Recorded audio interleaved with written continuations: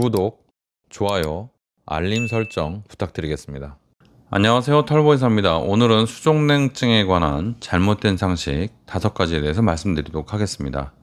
수족냉증은 손과 발이 유난히 차가운 증상으로 많은 사람들이 경험하는 문제 중 하나입니다. 하지만 이와 관련된 잘못된 상식들이 오히려 증상 관리를 어렵게 만들거나 불필요한 걱정을 초래할 수 있습니다. 수족냉증에 관한 올바른 상식을 여러분들께 전달해 드리도록 하겠습니다. 첫 번째, 수족냉증은 추운 날씨에만 나타난다고 알고 계신 분들이 많습니다. 사실 수족냉증은 추운 날씨에만 나타나는 것은 아니고 날씨에 상관없이 나타날 수가 있습니다. 심리적 스트레스, 특정 약물, 호르몬 변화 등 다양한 요인에 의해서 유발될 수가 있습니다.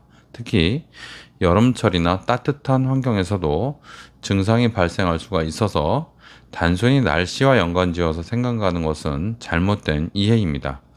두 번째, 수족냉증은 심각한 질병의 징후라고 생각하시는 분들이 많습니다. 대부분의 수족냉증은 심각한 질병과 관련이 없습니다. 그냥 단순한 혈액순환 장애, 그리고 신경계 이상, 호르몬 변화 등 다양한 원인으로 발생할 수 있는 일상적인 증상입니다. 다만 드물게 무슨 갑상선 기능 저하증, 그리고 원발성 수족 저온증 이런 이상한 병들이 나타날 수가 있고요. 흔한 것으로는 레이노병이 흔합니다. 레이노병은 수족냉증이 좀 심화된 버전이고요. 심하게 오는 그런 증상이고요. 단순한 수족냉증은 그렇게 병이라고까지 굳이 생각할 것이 별로 없습니다. 세 번째, 수족냉증은 치료가 불가능하다고 생각하시는 분들이 있는데 수족냉증은 원인을 알면 치료가 가능하죠. 증상을 완화할 수 있는 다양한 방법도 있습니다. 원인 질환을 치료하거나 생활 습관을 개선하며 약물 치료나 물리치료 등을 통해서 증상을 관리할 수가 있습니다. 수족냉증이 발생했다고 해서 포기할 필요는 없고요. 적절한 치료를 통해서 충분히 개선할 수가 있습니다. 네 번째, 수족냉증은 따뜻하게 입으면 좋아진다 이렇게 생각하시는 분들이 있는데 따뜻하게 입는 것은 일시적으로는 증상을 완화할 수 있지만 근본적인 치료법은 안 됩니다. 증상 완화를 위해서 따뜻하게 입는 것은 오히려 지나치게 옷을 입음으로써 불쾌감을 증가시키고 몸에 땀을 많이 나게 할 수 있습니다. 수족냉증과 몸이 찬 것은 좀 다른 문제거든요. 근본적인 원인을 알 수 있다면 원인을 치료하는 것이 좋고요. 원인을 모른다면 적절한 치료를 하는 것이 중요하겠습니다.